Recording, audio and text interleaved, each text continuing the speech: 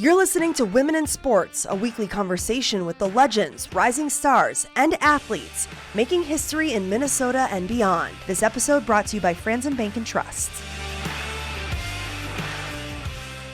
Thanks for tuning into the Women in Sports podcast. I'm Marielle Mose, and today's guest, you know the name, a former Gopher hockey player. In her college days in 2023, she led the NCAA in scoring. She then went on to be the first overall draft pick of the inaugural season of the PWHL, and now she's a back-to-back PWHL champion. We're joined by Taylor Heise. Thank you so much for being here. Thank you for having me. I'm excited to be here. So we know your name so well because of the PWHL. You're synonymous with it at this point, but I want to go back a little bit to the early days of Taylor. You grew up in Minnesota in Lake City. Yep. How early did hockey come into your life? It was actually a bit later than most. In Minnesota here, most people have skates when they're born on their feet. I did not. I grew up in a basketball family. I grew up watching the NBA, WNBA. Pretty much basketball was what we grew up doing. You shot your free throws before you went in for dinner. All three of us had a hoop in our front yard. So hockey was not really in my wherewithal for, I would say, until I was like 8. And then one of my friends, his dad played juniors in like after college and wanted to start a little league in Lake City where I'm from, and ended up putting a flyer in my backpack, and I brought it to my parents, and they laughed at me, of course, and were like, what are we doing here? The hockey is bad, basketball good. And when I was 8, I kind of started playing co-ed with, obviously made my brothers play with me. They played for 1 year until my parents were like, yeah, they're too big, too tall, going to be good enough basketball players that this is not for them. But for me, hockey became prevalent, I would say, more of when I was 9 or 10, and I ended up playing in a different town called Red Wing, Minnesota, for U8s and U10s and U12s with an all-girls team, which is kind of what I really wanted to do and how I wanted to play. So hockey was definitely not in my blood, but kind of made it that way now. That's so good to hear, because I think today you hear, like, if you're not figuring out your long-term sport by 4 years old, you're already behind. Correct. So that's got to be like, I don't know, just it's good to hear that. It's refreshing. Yeah, it's a different story, and I always try to get mine out there because I feel like there's a lot of anxiety with children and youth sports nowadays, where like you have to be the best of the best when you're 8 or else you're done, and there's no way to come back from that. And I think for me, I didn't fully find my passion. And when I mean passion, like actually understanding that I could do something really cool with what I'm passionate about and good at, until I was like 12 or 13. I didn't realize that women played hockey in the Olympics until I was literally 13 years old. And I made my first USA team at 15. And at 13 and 14, I was watching Hillary Knight, one of my teammates now on Team USA, play in the Olympics. And then I realized, oh, I could make a USA team next year. I better kick it into high gear here. So it's definitely like came a little later for me, but that helped with like me not being able to be burnt out. Like I always wanted to be there, and I always wanted to be a part of like just the best of the best. And it never wore me down where like maybe my body's a little bit now, but back like when I was young, like nothing could have stopped me at that point. Gosh, I hope parents really take that in and stop putting so much pressure on their kids at a young age. You said 13 was when you realized like, oh, this could be Olympics, this could be the dream I can pursue. Was there a certain moment when you were playing the game where you were like, oh, I'm actually good at this? I would say I played co-ed hockey in Lake City. We didn't have an indoor rink. It was all outdoor. One little warming hut, only 10 kids could fit in there at a time, so you kind of had to rotate in and out. But there was a parent that came up to my mom and my dad and were like, you probably should like put her into something more competitive than this. Like, she's going to outgrow this very soon. That's when I transitioned to Red Wing to play U10 and U12 hockey, and ended up playing varsity in 7th grade, which definitely was a hard decision because I either had to choose to stay in Lake City and play basketball, or open enroll in Red Wing in 7th grade, go to a school I've never been to, have people I've never seen, and play for a team that I've never really seen play. And that's obviously what I chose. But just like having the wherewithal to know, I think when I was 12, like 10 or 12, my teammates were like, girl, like you could do this. Like you should figure this, like you should really go for it. And obviously I ended up playing in a AAA team when I was about 11 or 12, and just kind of like grew into my body, grew into who I was as a hockey player. And I would say one of the big moments was definitely that parent that reached out to my mom and was like, you should probably help her get on a better path than what she's on right now. And then when I was playing U12 hockey, I would play defense because you needed someone who could stop the other team from scoring, but also have the energy and wherewithal to skate all the way down the ice and score themselves. So sometimes I'd play shift to defense, a shift to forward, and then get off the ice. And I think at that point I just was like, yeah, I'm probably better than a lot of people out here. But I wanted to pass the puck. That's who I am now, and it's who I was then. And sometimes that got me in trouble because I was passing the puck to people that couldn't put the puck in the net. But it's the thought that counts. 100%.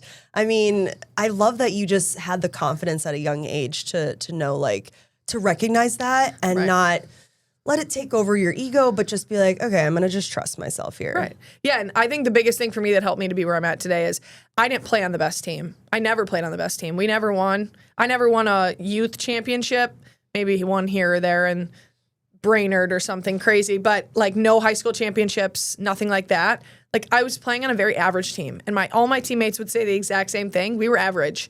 But playing teams where I got to have the puck on my stick all the time when I was U10, U12 varsity hockey, that helped me now to be so comfortable and like I do my best with the puck on my stick. I don't have to wait for someone else to make the play. I don't have to like hope and pray that someone's going to pass me the puck. Like I do the best with it. And I think now I'm very comfortable when I have the puck and it doesn't make me nervous. And I think a lot of kids get to that point because you're playing with the best of the best. You don't have the puck on your stick. You don't have the ball in your hand for basketball. Like there's just so many when you're playing with the best of the best, sometimes you get forgotten and you get pushed to the side instead of, actually being the one that has to, carry your team, which comes with a lot of pressure too. 100%. Wow, that is such a good point. You hear like, sometimes it's better to be a big fish in a small pond. For sure. And in that case, man, did it work out for you. Yeah. So you go to the U of M after high school and you have just a banner 4 years there. When the PWHL planted the seed that this was going to become an idea, were you aware that this was your next move by then? Like, how did you prep for that? How did you prep to be that first overall draft pick? I've actually thought about this more so recently. If I didn't get my somehow fifth year with COVID in college, I would not have been put into the position to, come right out of college and be in the PWHL. If COVID wasn't a thing, then I would have, had a full year of a gap where I didn't have anywhere to play, didn't know what to do, had to fund myself doing whatever I was doing. So I would say, as much as COVID is a horrible thing, and it was, like, I was so blessed to get 5 years at the University of Minnesota and to play for the Gophers for that long. It was a blessing. And I met my best friends, and we got a whole extra year to be together. But just, like, understanding that my last year of college, I wanted to make sure. I knew that there was something in the works. Someone had mentioned, like, we're hoping that there's one league that everyone can compete under, but I'm like, I'm not worrying about that right now. I want to win a national championship. I want to be present with my teammates and take advantage of the last free year that I had. So I did that, and I remember at the end of the season, my coach was like, are you excited for what's to come? And I'm like, I'm still not thinking about that. We are not even done yet. We got a national championship to win.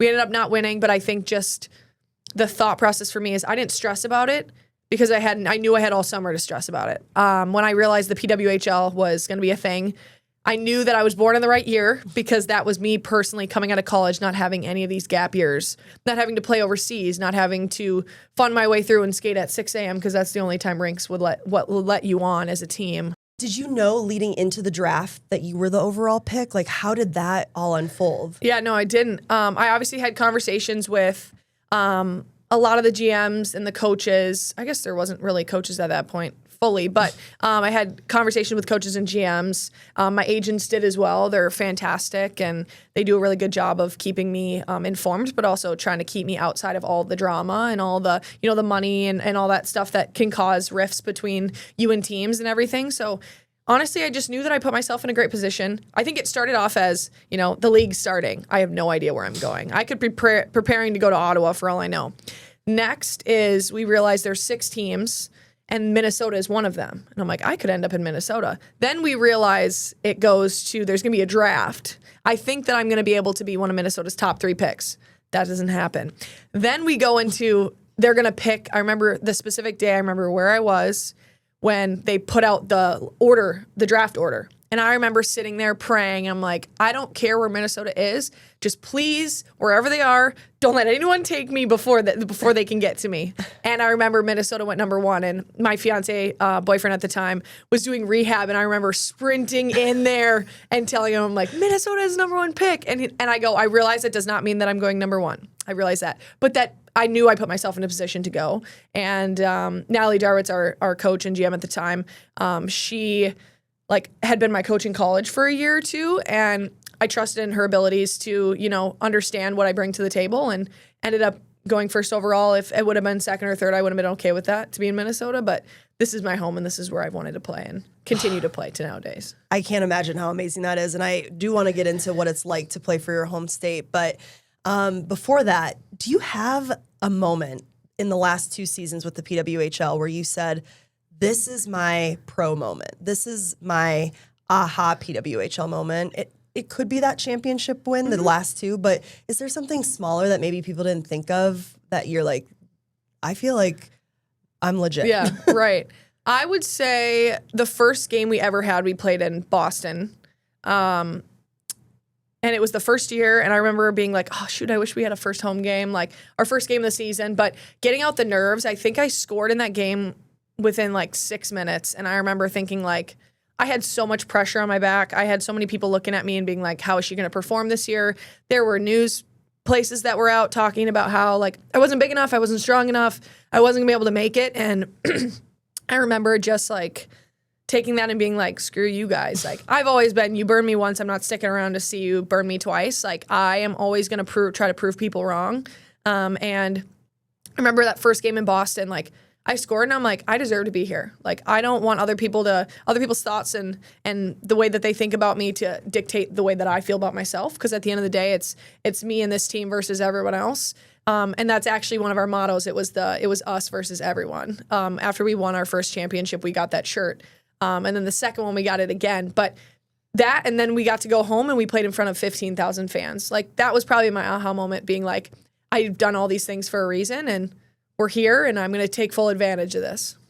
I can't imagine what that would have been like when you played in front of that record-breaking crowd at the X at the time. It was crazy. It was actually insane. I remember we were in the locker room, and the girls and I were like, okay, regardless if there's 500, 5,000, 20,000 people out there, we just want to go out and win this game.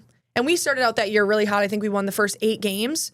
And I remember going out on the ice and seeing everyone, because you skate right out of the locker room and you see thousands of people. And I remember watching, my favorite thing that I do every game is I skate around and I read all the signs the little girls write. And regardless if they're about me or other people, I always smile, and I'll either do a rock, paper, scissors with someone for candy. Always give it to my trainers' kids. But just being able to interact with them and have them to understand we're very accessible humans, and we're humans too. We're hockey players and we're important, but I just think that sometimes little kids kind of miss that because you're growing up idolizing people and you never meet them because they're not accessible. And that's one of the things that our group does a really good job of, I think. I couldn't agree more with that. You guys are so real, and I think that authenticity comes through on the ice, right, in the locker room, after games. I love it.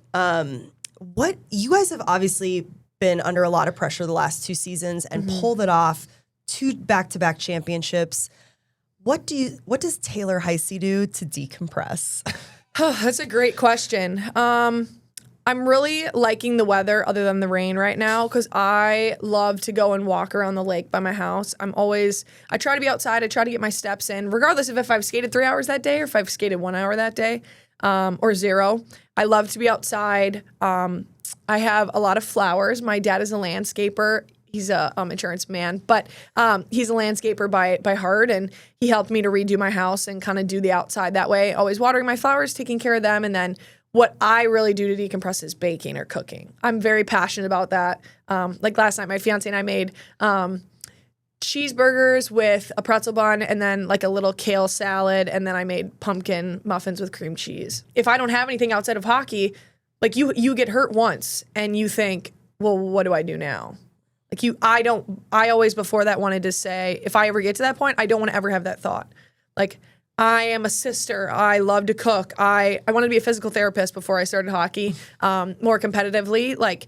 There's all these things that I am, and hockey is something I do, but it's not one of those core principles, because when that ends, and it will, I want to be able to be happy with what I'm doing and the way that my life's going, and just be happy with all my past as well.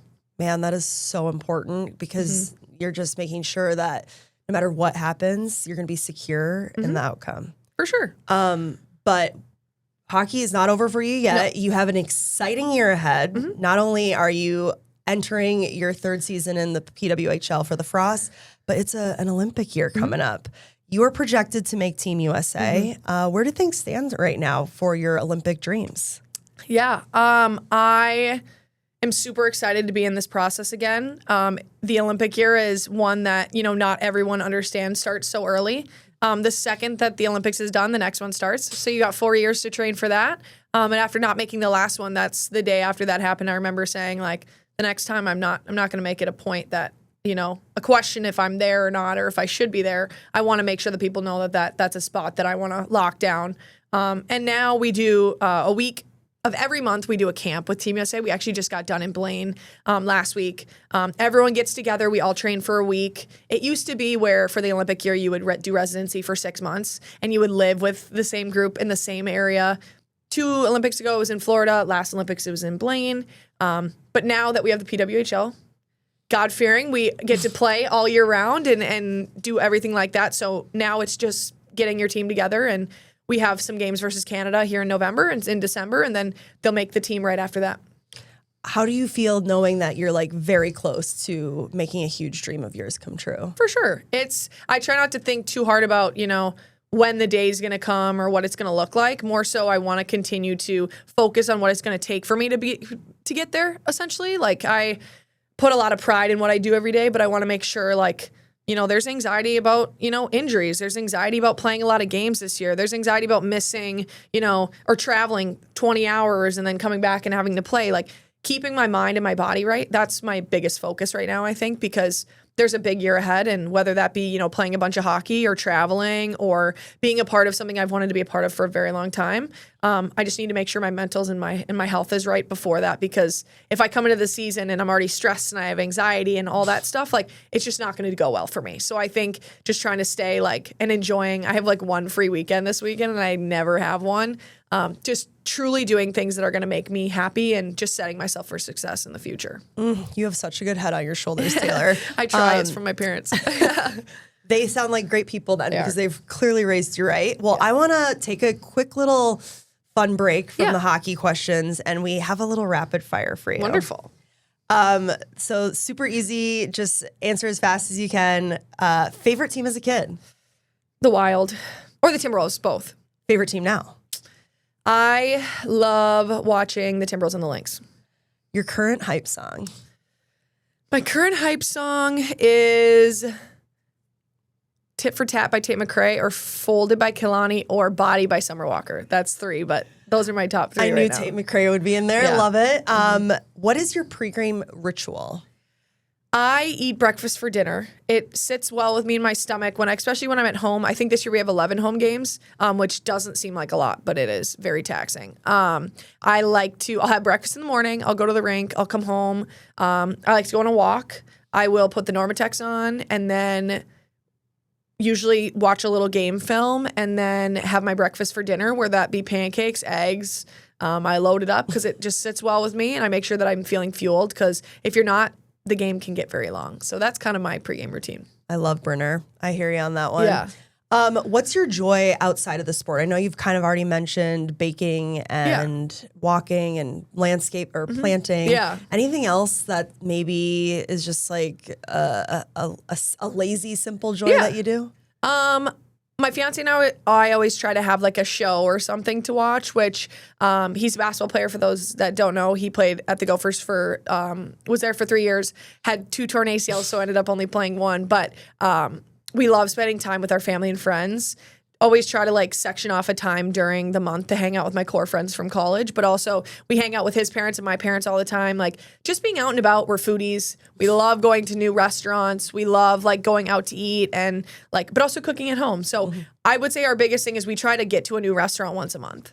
What show is on the queue these days? We just watched Task. It's on HBO Max. It's so crazy. good. I'm waiting for Sunday to come around so I can watch the last episode. But what a thriller. My fiance knows a lot. He's on K-Fan, and they always talk about new shows, and he's like, all right, we're watching this one. There's just so many good ones, which in the fall I like to revert back to Gossip Girl, but he doesn't like that because it's always on the TV. So trying to find something new after Task, but Task was like, it's so good. And I'm excited to see how it ends. It's so good. If you're a Mara Town fan, you'll love Task. Yes. And then what is one piece of advice that's always stuck with you?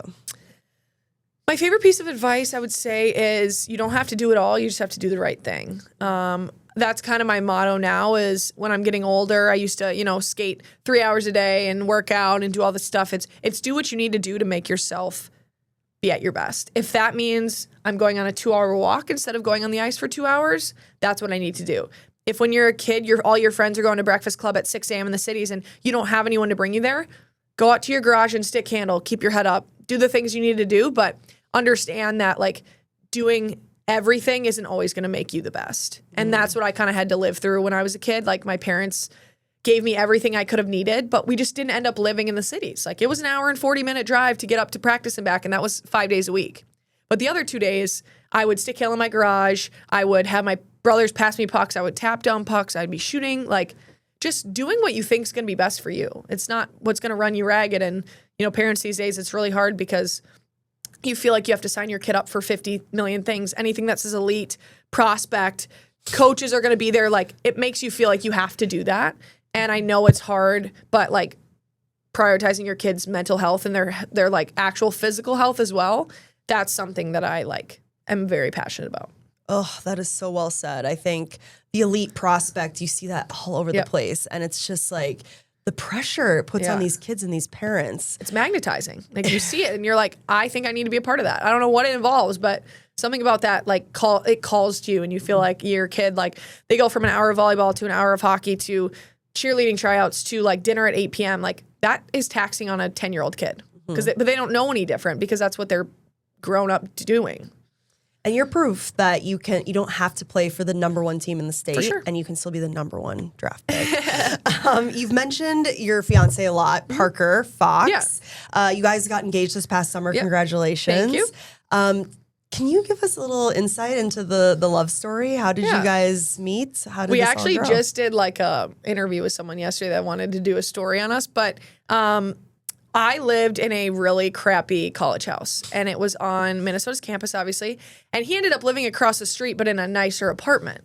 He didn't know who I was. So this is one of our like major stories is he told it last night too, funny, and was like, well, I knew that like Nate Heise was a really good basketball player, but I didn't know he had a sister. So Nathan and Ryan are my brothers, and they both play college basketball now. But like I remember I was on the phone with my dad and in the backyard after a Saturday night, probably a game, and then went out. And I remember being like, oh, you'll never guess who walked in our backyard. Like it's like Eric Curry, Jamison Battle, who is Parker's best friend, and Parker Fox and all them. And he's like, well, what are you doing talking to me? You better go and mingle with them and ask them about like basketball and stuff. Like that's so fun for you. And ended up meeting him on that game day. I think it was 2022.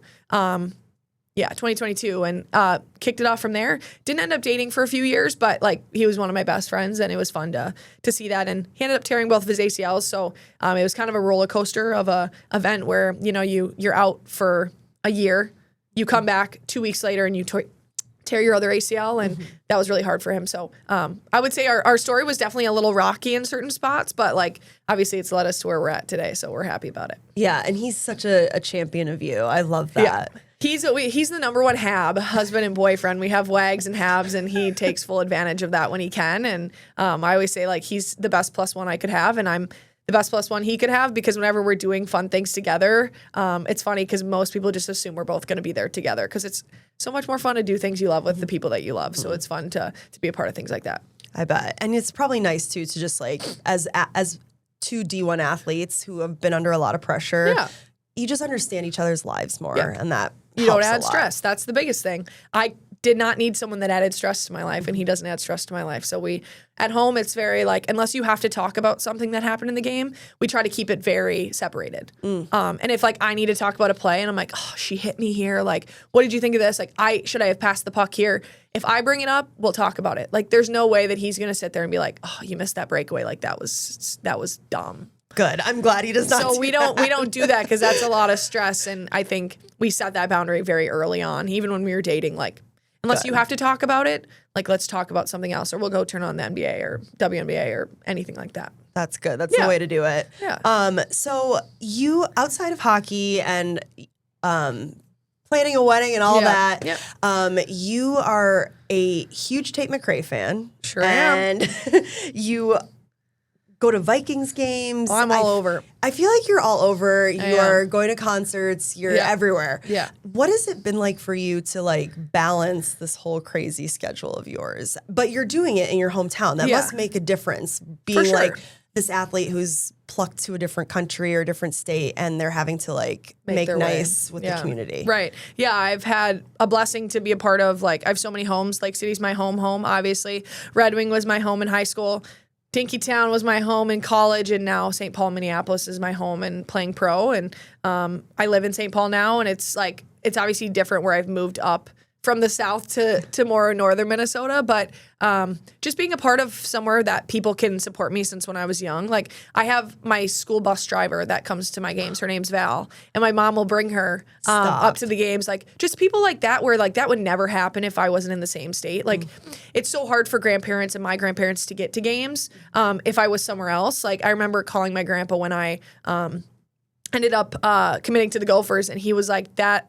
Like, he almost started crying because he was so excited. He's like, that's what I want to do, is I want to go and watch you play college. And it's really hard to do that unless you're in the same state. And obviously, I would have tried to be successful anywhere, but I think being in Minnesota is so huge. And the Minnesota sports fan base has really accepted me and what I love to do and my passions in life. And I feel like I try to do as much as I can to give back to them too. And it's been so fun.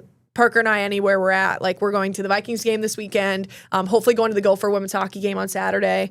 Sports is what we do, and just being a part of it and being so, like, loved by everyone has been, like, awesome. And I saw you posted something on Instagram that cracked me up. You were at the state fair with Parker, and someone was just wearing your jersey. Oh, yeah. And you were just right next to them, and they had no idea. He had no idea. This guy he's like 60, and Parker was like, look at that. And I'm like, oh my God, I haven't even seen that shirt yet. Like, it was our double championship. It already had everything on there. And I remember I took a picture next to it, and I was like, and then I walked by him, and I go, and he was like, and I just kept walking. And I was like, good to see you, sir. Does that trip you up to just be at places you went to as a kid, the state fair, and then see your name on people's backs? Yeah, it's crazy. Parker and I will sometimes compete to see who gets recognized more, which depends on where we're at. But yeah, it's awesome. It's like weird because you see all these like stars and movie stars when you're young, and you're like, oh, I want to meet them. And like, you see them on the street, and there's paparazzi everywhere, and they're doing all this. Like, I love going to the grocery store where no one knows who I am and no one sees me, and I just get to like be there. And like, I love grocery shopping is very therapeutic for me. But like, same, having like the wherewithal to know like in certain spaces I can be just by myself, but also I sometimes have to turn it on when I'm at games. Like, I'm sure when I go to the Gopher game on Saturday for the women's hockey team, it's not going to be sunshine and rainbows, and I don't know how much of the actual game I'll watch because there's a bunch of girls there that I'll end up seeing and signing autographs, I'm sure, and taking pictures. Yeah, and it's probably nice too because you can kind of have anonymity. Yeah. Based on the environment you're in. Correct. Like, grocery store, you're probably Correct. good. But if you're going to a Gopher hockey game, Probably not. probably not. No. So we all know that with the WNBA, the PWHL, just women's pro sports in general, we're seeing fashion becoming more of a component, which I freaking love. It's so cool. I can't wait to see ton of looks for every game. And you've really embraced that, not just pre-game ton of looks, but also just your personal style outside the game. How important is style to you? Like, how much do you invest in that? It's so funny because any of my best friends in high school or college would say, like, she did not know what was going on, especially in the fashion world. I remember me and my best friend dressed up one day of high school. I probably wore sweats or leggings or anything like every other day but one day. And I remember everyone in school was like, what, is it opposite day? Like, what's happening here? And even in college, like, I've talked about it with my friends. My mom's like, you buy so many clothes. I'm like, I've had to start over 3 times. High school, no style.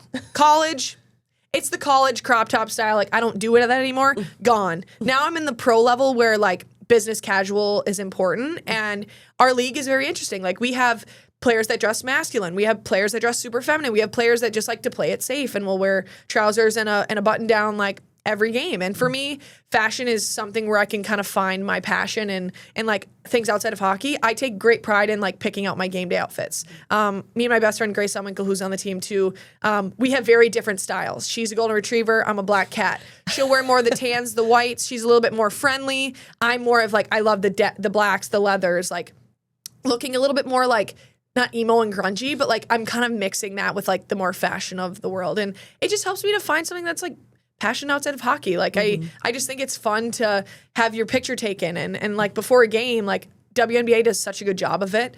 Like Sophie Cunningham, I think this year like kind of like pushed the gate out. Like I might not dress like that and that might not be how I'm like gonna choose to dress, but like she's putting her personality out there and people are like loving it or hating it. It doesn't matter. You're still getting traction regardless of that. Exactly. And all of these players have stylists too. For sure. Do you have a stylist? I do not. It's me, myself, and I. I go to Every for jeans, and then Zara or H&M are really good too. But there's just so many good spots. Are you wearing a Goldie brand at Evereve? I wear Mother. Mother. Yeah. Okay. But I have it Goldie jeans too. Everyone wears those nowadays, I feel like. Yes. Yeah. But I also am a huge shopper at Target. Like people don't understand how awesome the Target clothing section is. Yeah, let's not discount Target No. whatsoever. Like people will be like, oh, where's your outfit from? I'm like, Target. They're like, where are your boots from? Target. Where's your cardigan from? Target. Like I find the deals there. The second I see someone post something on TikTok about how there's a new like cute thing there, I'm like, on the way. I need like milk, but I come out with a pair of jeans, a cardigan, and like milk, I guess. That's the most relatable thing of this interview. Correct. I feel like everyone feels that. You go to the store and you end up with like a necklace that you don't need. I'm like, I'm here for just ibuprofen. Yeah. And I walked out with 3 outfits. Correct. And a purse somehow. And a purse. Okay, so what is one thing that you wish more people understood about the game of women's hockey as we're all now embracing it more as a pro sport and the fan base is growing? What do you want people to really understand more about it? Yeah, I think people look at like men's and women's hockey, the difference is the hitting specifically. And now that our league is accepting more of that, no open ice hitting obviously, but anything from like, I would say 3-4 feet around the boards, like you can be a lot more physical. And I think nowadays if people are just thinking about how it used to be, I think it's important to watch a pro game and to understand like it's very aggressive and it's consuming on your body. Like during the year, Parker always jokes, but I come home with bruises going all the way down my arms, my legs, my back. Like it's very physical. And I think people do tend to separate women's and men's hockey that way. Something that I love is sometimes when there is that lack of like hitting in women's hockey, I just appreciate that because it brings out a lot more skill. Not to say that men aren't skilled because they are. And I love watching the NHL. There's just like so many people that can finagle around that. Like Kirill Kaprizov, for example, like isn't a hitter, but can like actually make someone look stupid regardless of their whatever they do. So I just think for women's hockey, it's like it is physical and being able to understand that. And I think you just have to more so see it. So going to a PWHL game or watching the highlights or seeing it, like it is very physical. And there are open ice hits, regardless if they're legal or not. Like we have bruises on our team. We have people that try to take you out. Like it's a pro game for a reason. And being able to understand that, it's sometimes you just need to watch it and physically see it. I'm so glad you broke that like weird idea that people tend to have about women's hockey because that's probably the first thing I get asked too. When I'm like, oh, I'm a huge PWHL fan. They're like, there's no checking. It's not cool. It's not there's no as fighting. Physical. There's no fighting. I'm like, oh, trust. Oh, there was a fight last year. Trust there was fighting. Taylor, before we wrap up, I want to ask, we end every episode this way. What is your sports sis that you are hyping right now? You obviously get a lot of hype yourself. Yeah. But who's the sis that you are hyping the most these days? I will go WNBA because I have been watching the Lynx for a long time. Super sad they didn't end up making it to the championship. But for me, I'm going to go Nafisa Collier, Kayla McBride. I also love the stud buds. So I can't really nail it down, but Kayla McBride's my favorite outside shooter. Nafisa Collier is great. And then the stud buds just really bring me joy anytime I can watch them. So man, they brought us, that whole season was just unbelievable until the very end. Unbelievable. The best. Yeah, I would agree. And then when you have all these little girls that look up to you, how do you make sure you're talking to them? Yeah, it's hard. I think sometimes like I'm done with my skating and I've worked out 3 hours and I'm going and I see this little girl on the street that comes up to me, like I really just got to shift that focus, because if I was her and I came across as rude or I didn't come across the way that I want to, That's what that little girl's going to remember about me. And I need to make sure that I like just kick the can of if I'm tired, whatever, like get over it, go take a nap. Like just make sure that I'm like presentable every time I go out and I'm willing and able to talk to these kids because we are accessible. I remember as a kid, I'm like, I want to meet so-and-so on the wild. And I never got to until I was like 15, 20, because I ended up playing for the PWHL and being a hockey player. And I want these kids to be able to see us. Like we run camps. I run my own camp. PWHL has camps. We have open forums where kids can ask us questions and see them. And it's just so important to be accessible. And I know too accessible is also something I don't want. I want to make sure it's that good balance. But making sure kids can ask me questions. And I think my camp this year, the Taylor Heise 27 camp, was awesome because we had a Q&A after we had our lunch and everything. And there was like 50 questions from kids that like, you're just never going to get the time to ask on the street or after a game or something. So I just think it's important to be there for them. Yeah, that's so great you do that camp. I mean, I can't imagine what those little It was the first girls. year, so it was fun. But Yeah. there's definitely more to come for that. So Good. we're excited. Love to hear that. And finally, we end with, what is your why? Why do you do this? What gets you up every morning? Yeah, it's like the love of the game. It's the, expectation that not only am I going to be at my best every day, but like I know that I have the potential and that I am really good. Like, why would I waste that? And I think sometimes people can take that the wrong way. Like, do you play because you love it or do you play because you have the potential to be really good? Like, I think it's a collaboration of both. Like, God put me on this earth to do things, but I know for a fact one of them was to play hockey. Like, I have the passion for it. I'm really skilled. I've put in so much work. There's just so much to give. And the why for me is I get up every morning and I want to do it. And I said the second that I don't, I won't anymore. But I haven't gotten there and I'm 25. So hopefully continue that. Well, we're certainly glad that you still want to do it because we love watching you. Thank you appreciate so that. much for coming in. Thank It was you. so cool to get to know you on a deeper was level awesome. like this. Perfect. Thanks, Taylor. Thank you. Thank you for listening to Women in Sports, a weekly conversation with your favorite female athletes. Find us wherever you get your podcasts. We'll see you next week.